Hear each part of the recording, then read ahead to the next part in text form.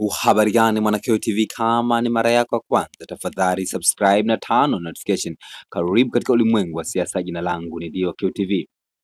Godbless EJ Lema amemjibu jaji mkuu wa Tanzania, ambapo nanukuu kauli ya jaji mkuu wa Tanzania. Anasema mahakama si sehemu ya kutangaza hadharani au live, mwisho wa kunukuu.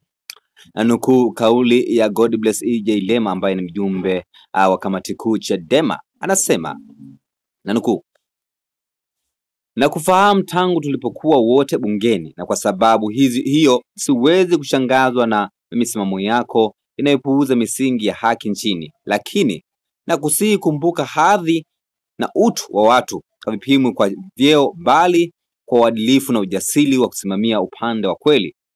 Nafasi ya kuitwa jaji mkuu si kitu cha thamani iwapo inakuwa sababu ya kuumiza haki. Ni heshima zaidi kulala barabarani ukiomba chakula kuliko kuwa mhusika wa maangamizi ya haki na utu wa taifa kwa sababu ya kulinda cheo.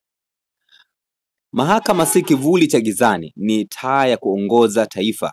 Mienendo yake, maamuzi yake hayazuiliwi na mipaka, yanaweza kusimama kama kumbukumbu ya heshima au aibu duniani kote. Weka kumbukumbu sahihi, kwa sababu kila shimo mnalochimba kwa wengine, mwisho ninyi wenyewe mtaingia ndani yake.